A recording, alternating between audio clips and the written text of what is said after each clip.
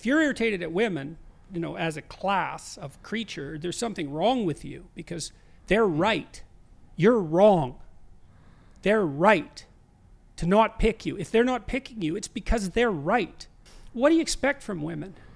If you got pregnant because you had sex, you'd be pretty damn choosy too. So, clue in a bit. And then, well, don't they find you attractive? Well, maybe you're not.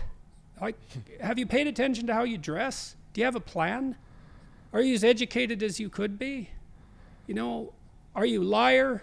Are you a rabid pornography user? If I start to see some annoying comments from the red pill community, I am shutting off the comment section. You could watch this video and not get a word in.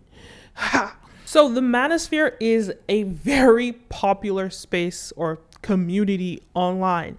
The Kevin Samuels, the alpha male strategies, even the roommates, just sort of this space of men sort of, some of it is toxic, some of it is very positive, very healthy, like examples of how men should just like sort of, I think what they're doing is they're trying to raise young men in society these days, especially in America.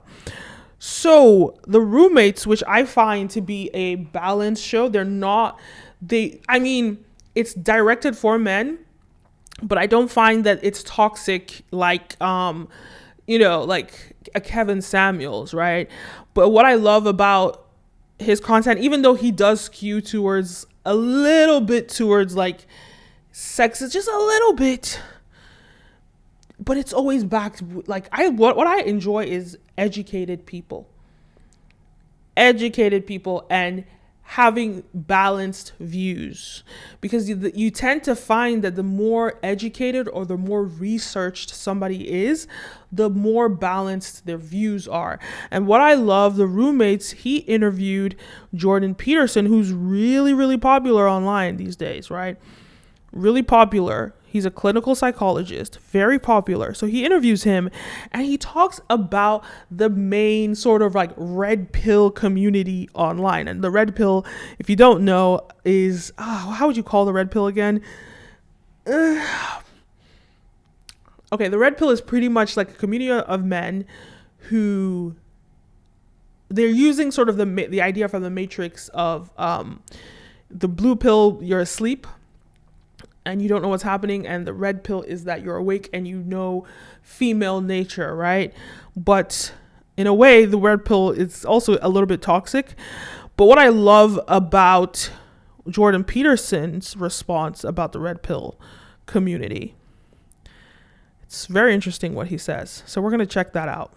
But before we get into that, don't forget to like, follow, subscribe, all the above. This video is brought to you by Brand Video Pro. We help brands and influencers scale their influence and sales. So if that is of interest to you, click the link down below, head on over to our website and find out how we can help you. We have plenty of resources. All right, let's begin.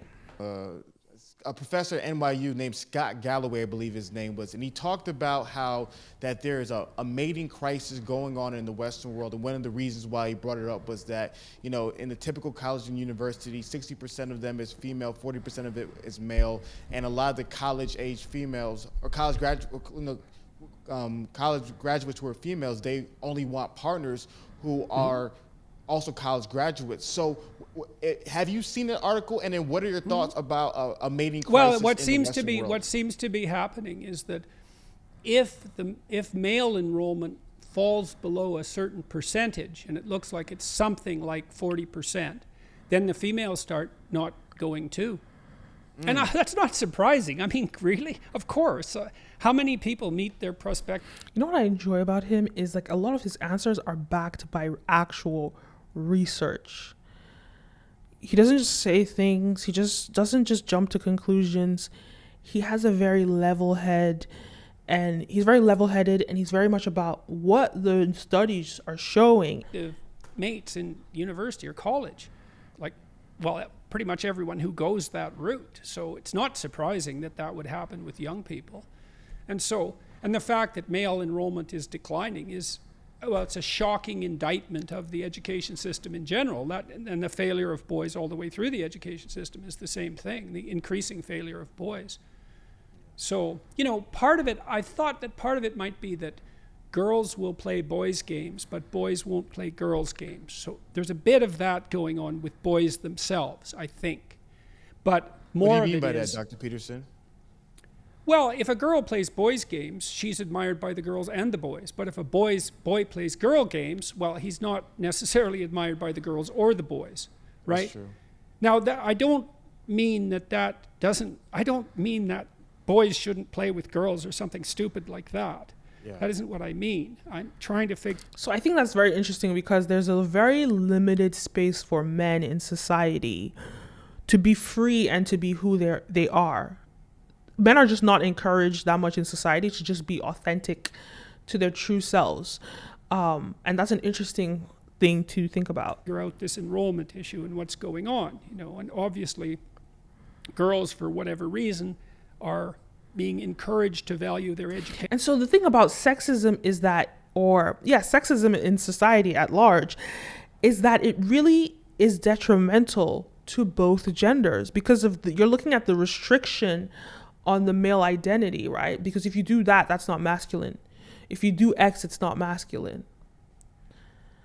And women are allowed to sort of like do whatever in that respect. But on the flip side, on the other side, women are suppressed in many ways, especially in this country. Even in this country, people like to act like women are not, I didn't say oppressed, but I said suppressed, right? Women, there are spaces that women, and those tend to be the most spaces where there is control, but women are not sort of like allowed in those spaces either. So it's an interesting thing how sexism is detrimental to both genders, but I don't know why society insists on maintaining those sexist ideologies. In a way that boys aren't, And that's partly marketing and messaging as well, because girls are taught fairly consistently now that they should be their best self, and the world needs more female power, and so on and so forth. And that's probably true. But the underlying message there is, well, instead of boy power and man. But why aren't men being taught that? And that's the interesting thing. Why aren't men? I think about this too, right? And I understand why it's important that women are being taught that. And it's because of the history of abuse and oppression that women have faced and continue to face around the world. So it's important, and it's understandable why this is happening, because women only just got the right to vote in the 60s. Like, that's not that long ago, right? Or in the 50s. I'm going to put the date down, but it's not that long ago. So it makes sense why the messaging is this way. And there's another thing is, like, when you see sort of that the messaging on social media towards Black women especially, and Black people in general, Black power, Black this, Black that. Why is it happening? It's because of the history of oppression, right? So either way, it's almost like you're overcompensating for the past, right? And so, but I think what's interesting, which is different between the race conversation and the sex conversation, is that when it comes to men and women, it's in terms of the propaganda in the Western world. I'm not talking about other countries, but specifically in the Western world, women are seemingly more empowered than men. And when I say that, I'm not talking about empowerment in terms of actually being given positions of power. I'm just talking about empowerment in terms of conversation. Women are complimented more than men. Women are encouraged more than men to do things. That's the conversation, not in terms of actually giving women positions. We're not there yet, but in terms of building up the self-esteem of women and the cultural sense of women. Women are more empowered in those ways and men are not. And maybe that's actually just what it's always been as well, but let's keep going. Power. Not along with, but instead of. Yeah. Because, if women ran the world, there'd be no wars. It's like, yeah, right.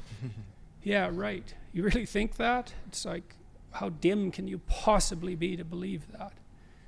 It's... So something else I've been hearing Dr. Peterson. So interesting, that whole conversation about why must it be one or the other? Why can't it be both? Why can't we empower both men and both women? Because ultimately we are the same. We're all people. people like to make these stories about, you know, women. Okay, let me give you an example, right? There are examples of men in society. Like, men tend to be have higher rates of criminality, right? There are more men in prison. There are more men that commit crimes, XYZ. But that doesn't mean that men are worse human beings just because this is the case. It just means that men have been in society, have been conditioned to be more aggressive and conditioned to be, you know, in a way you could say worse human beings, right? But if we flipped it and women were just as powerful in terms, I mean, physical strength, were the more physically or more dominant sex, if women were the more dominant sex and had more strength than men, it would probably be the same. Women will probably behave the same. So women aren't inherently better than men. I just think that society conditions men to be more aggressive and conditions women to be more agreeable or more submissive, right? And that's what I think that's what it is. Listen, a lot of young men have been sharing with me, and I'm not sure how much you've heard of it or experienced it. They've been sharing that, you know, that they feel as though the average woman has no desire for the average male, and that because of things like social media, online dating, things along those lines, as well as just some of the female empowerment where a lot of women have this is what they say. I love that he's trying to push his red pill agenda, but I just want to wrap up the last point and say that we have to be very careful as a society to participate in this divided mentality, this divide and conquer. You're almost like falling into the trap of divide and conquer, right? But I don't know who is conquering you.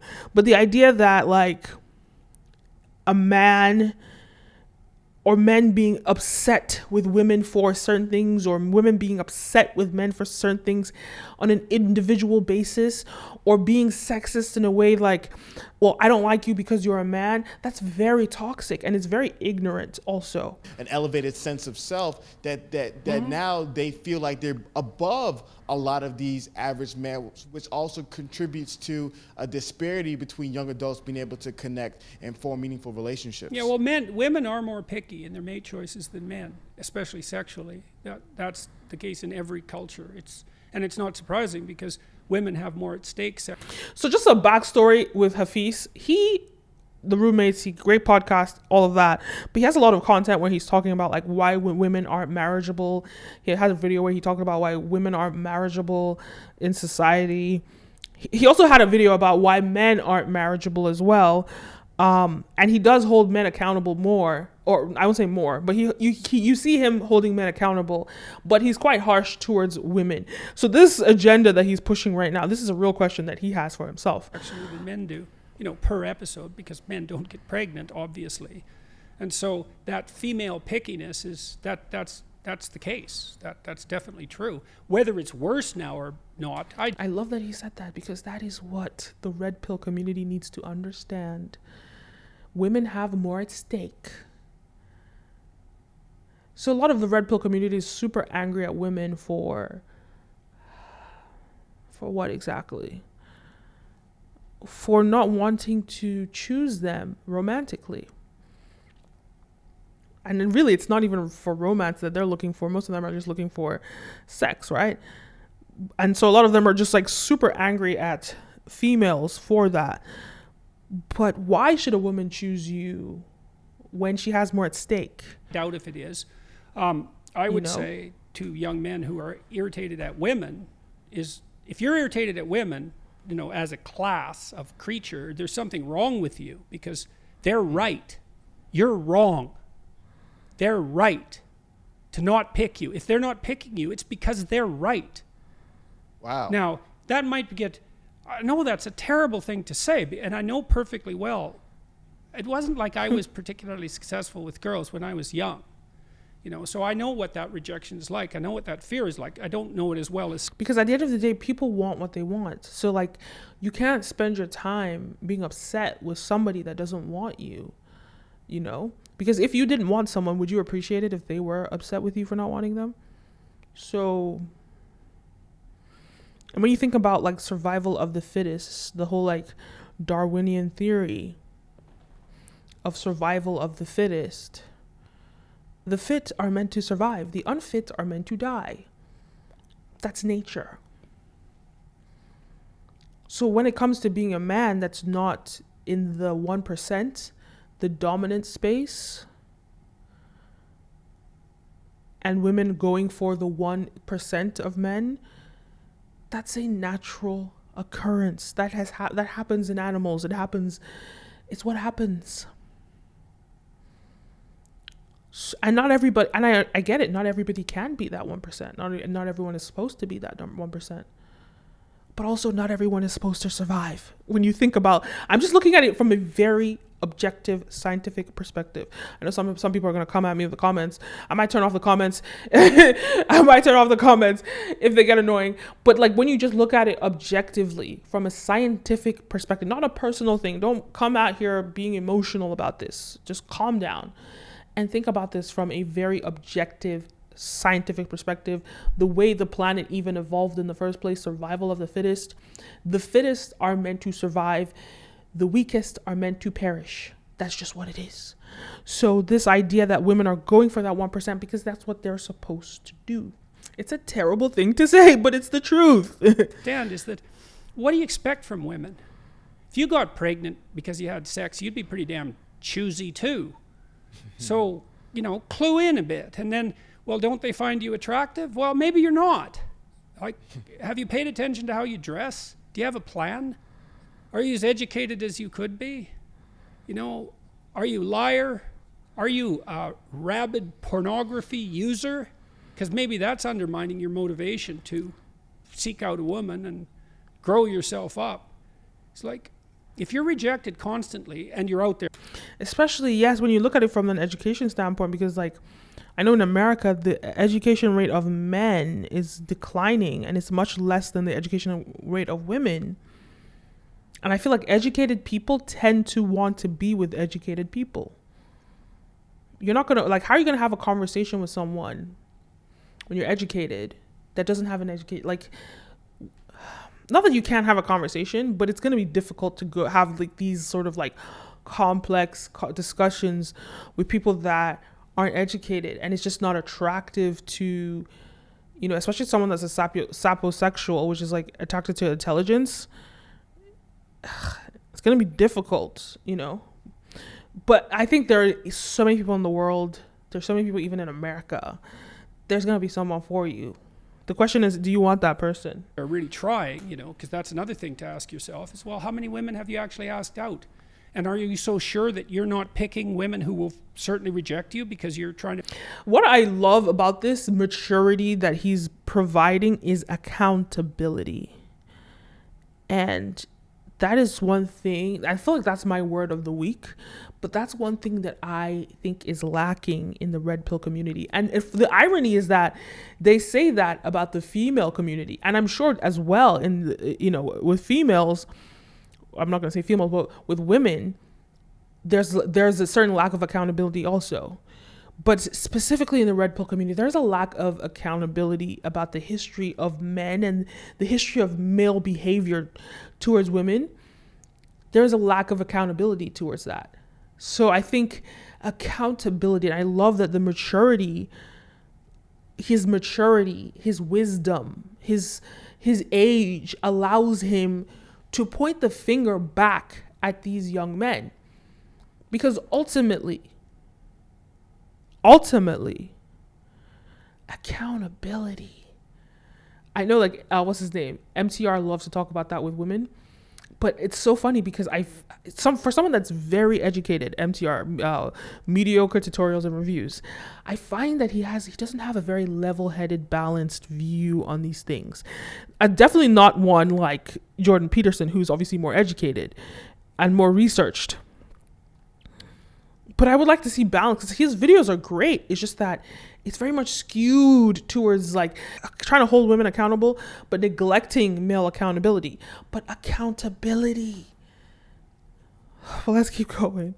And are you so sure that you're not picking women who will certainly reject you because you're trying to bat out of your league? Because you might be.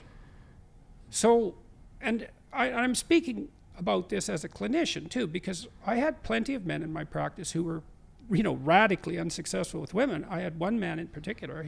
He was so afraid of women he couldn't use the phone. He was too afraid of everyone to use the phone, and he had been bullied like mad, and he had his problems. So I know what this is like, but pornography is a big problem. It's a big problem. It's a real curse, that pornography. In my opinion, because it's an easy out. And so we don't know. Wait, are you supposed to talk about your patients like this? We don't know what the consequences of that are. We're starting to understand some of them. But if you were better, you'd be more successful with women. Yeah. So you have. And I agree with that. And I think also, I think that a lot of men in the manosphere are encouraged to be promiscuous. I'm going to put a quote from somebody who was celibate, Devon Franklin, about these young men are encouraged, especially when you watch like the alpha male strategies, the Kevin Samuels, they really encourage these young men to be promiscuous. But it's not helpful. It's not going to help you. It's not going to help you. Listen to the old and wise men. Powerful. You write here, I love this book passage. This is on page 146. The man who recklessly gives himself over to his sex drive denies and distances himself from his divine nature. Preach, will you? He courts chaos, drama, legal troubles, illegitimate children, everything this side of the plagues that Moses warned Pharaoh about in Exodus. Worst of all, he becomes manipulative and callous, willing to do or say anything to get a woman in bed. Wow. He's looking at this from a very objective perspective. Very objective, very much survival of the fittest. That's how he's looking at this. Survive. The fit will survive. The unfit will perish. That's the way he's like very because nature is not emotional. Nature is not subjective. Nature is brutal. You could walk down the street right now. Well, that wouldn't be nature. But let's say I don't know. You could walk down the street right now and thunder would strike you and you'll be dead. Do you think nature gives two craps about that? No. Doesn't care. And so when you look at it from an objective perspective, like nature, then you understand where he's coming from, right? You have to have that in your mind. And you cannot be angry at women. It's stupid. Women, it's like women being angry at men. It's a sign of psychological trouble. That. Boom, he got it. Anybody, and I don't want to say, I don't want to say only like men are, it's not only the red pill community, because there are communities of women that do the same thing and they go against men for no reason. Like you go against every man because of like your experience. Like he said, it's a sign of psychological trouble. And this is a clinician. What's he? He's a doctor. So you feel as though Dr. Peterson is that, for the men who are complaining about the standards of women. I feel like he's like humbling Hafiz a little bit. He's opening his eyes to like the other side. But Hafiz is a balanced individual regardless. Women today and it being elevated, that it's not so much a focus of pointing the finger at them not choosing them, but more so looking in the mirror and asking themselves what can they do to improve themselves to be so desirable, instead of focusing simply in on the inability of what be you're going through today. Be a little stronger, dress a little better, speak a little more clearly, aim a little higher, and practice that, and that'll work. Now, I know that that's more difficult for some people than others, because some people bear incredibly difficult developmental burdens, and I'm not saying that this is easy, but I'm saying that it's a useful reaction. Like, what else are you going to do? What else are you going to do? Complain about women? And you do so much less harm if you look to yourself first as the problem. But then believe me, you're plenty of problem for you. You're all the problem you need for you. What would you say, Dr. Peterson, to the young men who are pushing back on this idea, and the young men who say, like, traditionally speaking, there was a sort of mating where if you were a guy and you're middle class, you can get a middle class partner. You're a guy making $40,000 a year, you can get a certain level of partner. That in some communities, in some environments, because of degrees or things like that, if you're a guy, making $50,000 a year or $60,000 a year, and you're doing relatively well, that the women in your cohort who are similar partners to you may not desire you. Instead of wanting a partner making 60, want a partner making 80. So what would you say to those guys? Mostly I'd say that was an excuse. But I wouldn't go farther than that, because I don't know how to answer those questions in some ways at a collective level, which is why I focus on the individual. If someone came to me and told me that, the first thing I would do is listen to them for like 10 sessions. Just to find out what they're thinking and to find out what the problem actually is, because they think they know what the problem is. It's these picky women, and that could be the problem. For them it might be. Maybe there's a demographic issue or a community issue that I don't understand. So I wouldn't assume that I knew what the problem was. But those sorts of things, in my experience, have to be solved at a high level of detail, like at high resolution. So let's say you are having trouble finding a mate. And you think, well, I'm reasonably symmetrical, I'm in decent physical condition, I'm young, I have a decent salary, but still, okay, well, that's a deep dive issue. I don't know what's wrong. We'd have to talk about that. And I do mostly listen. It's like, you seem okay, so why don't you have a partner? Well, that's a deep mystery. Like, it's really a deep mystery. It's nothing trivial. There's no simple solution to that. And so, again, that's why I don't really do sociology in some sense, except insofar as I understand the role of the individual in relationship to society.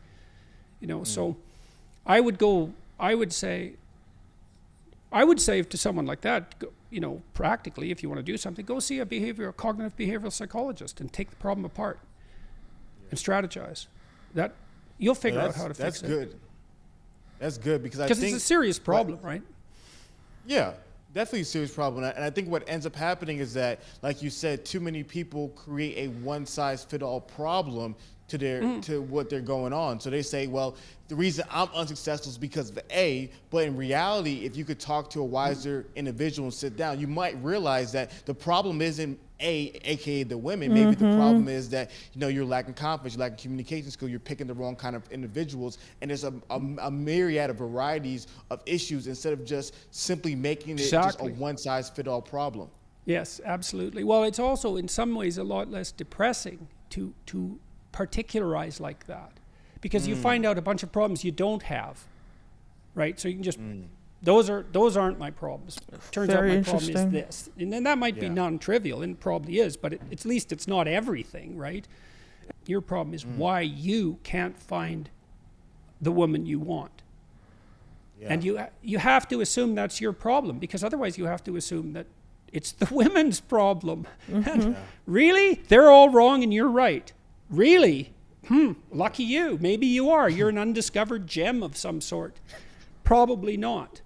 I think what he's really talking about here, and he said that you should sit down with a cognitive behavioral therapist. What he's really talking about here is the problem with the internet in terms of this generalization. I mean, people making content and putting out general ideas to solve everybody's problem, like someone like Alpha Male Strategies, who I know people pay him like almost like $700 just for like a call, just because he's a popular YouTuber. But it would be more beneficial to you to go and see an actual doctor who is specialized in cognitive behavior to explain to you why, maybe you're failing in these areas. So the point is, there are too many unqualified individuals on the internet. And this is a great conversation. Who's been married for so many decades. I think one of the challenges a lot of men do is they aim for the wrong women, or they pick the wrong women. So in your personal experience from your years of marriage, and there's also years of study, what would you say are things that men need to be focusing in on when it's trying to select a woman for a long-term marriage partner? Well, you want someone honest. That's really, really important. Someone who will do her best to tell the truth. And my wife swore she'd do that before we got married, and she has. Probably better than I have. And so that's a rock, man, at the bottom of things, you know. So and you can't underplay the role of sexual attraction. And that's a mysterious thing. And so that's crucial as far as I'm concerned, and can't be so just, I have a real you know. question about that, Jordan Peterson, Dr. Peterson. So you mentioned pornography, and we do countless pieces of content to be able to help young men overcome that issue and provide tons of resources to help them support them. So what I've noticed that happens sometimes is because of years of watching pornography, the men's sexual attraction becomes warped. And so how can a man whose sexual attraction to women has become warped to the extreme ends due to so much consumption of pornography, how can that man go back to now being attracted to, you know, more natural looking women, or more women that could be around their, you know, their lives instead of the projected? Well, deprivation is helpful. Yeah. You know, I mean, See a specialist. so I think it's reasonable to assume that there's a novelty edge in pornography, like there is in so many quasi-addictive phenomena. And so it has to become, because novelty is a sexual kick, it has to stay novel, and that means that over time it's going to become more extreme. So that's not good. Well, so how do you resensitize yourself in some sense? Well, you stop. And then hopefully you recover. And then you deprive yourself of that outlet, let's say. And you might say, well, you know, is that absolutely necessary? And maybe there's nothing wrong with pornography. It's like, well, I don't know, man. Like, have you ever really met a guy who is proud of that? Like, you know what I mean? That makes him feel like, I'm the guy, man. You know, I'm watching pornography and getting off. It's like, what a man. I don't believe anyone feels that. And to me, maybe I'm wrong. And to me, that's an indication that, yeah, we know. No, it's pretty cheap. It's cheap. It's easy. And, you know, I say that knowing that I believe the research evidence shows that if you introduce pornography into a community, that rates of sexual crime committed by men upon women actually decline. So there is perhaps some utility in the outlet. But, you know, that's a unidimensional analysis and doesn't take into account all the other effects of pornography. Yeah. So, including the ones you described. And I think that those are real. It makes sense that they're real, you know, because it's super satiation. And it's a non-trivial technological problem. You know, it's now possible for young men to look at more beautiful nude women in one day than any man has ever seen, you know, prior to 10 years ago, 20 years ago, than any man in history had ever seen. That's not nothing. That's something. And to think that doesn't do anything to you, it's like, no, that likely does something to you. So don't substitute the false for the real. And don't underestimate the utility of deprivation. You know, what do we need to drive us forward to have the adventure of our life? You know, well, some deprivation, that's for sure. That heightens desire and drive, and maybe you need that. You're afraid to approach a woman. Well, you remove part of your drive with pornography, and so now you don't have that sexual urge to overcome that anxiety, and so you stay timid for your entire life. You know, maybe not, but maybe. So, honesty, the attraction, is there anything else that you feel as though is extremely important that, you know, that this is things that you men need to be focusing on for picking a long-term partner?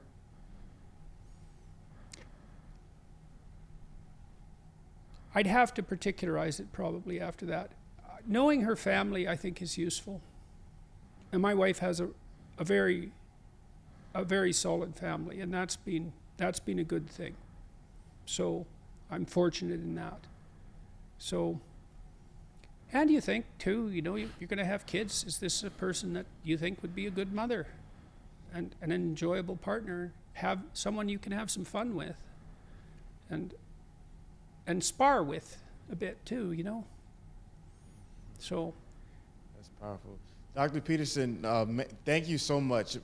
All the wisdom that you've been sharing has been so powerful. I mean, I've just been sitting here listening, learning, gleaning from you, just gaining so much information, and I hope that so many men can be able to get this. All right, so there you have it. Very interesting video about the whole manosphere or the red pill community. Let me know your thoughts down below. What do you think? Do you agree with some things he said? Do you disagree? That's if I haven't removed the comment section, because I'm not trying to get like dumb comments from, you know, idiots. But either way, that's my thoughts. That's my take. Yeah, please like, follow, subscribe, all of the above. And yeah, I'm only deleting negative comments. I'm only blocking it. If I start to see some annoying comments from the red pill community, I am shutting off the comment section. You could watch this video and not get a word in. Ha! That's if I get annoying comments from the red pill community. But if I don't, leave a comment down below. Anyway, like, follow, subscribe, all the above. My name is Kenim, and see you next time. A peace.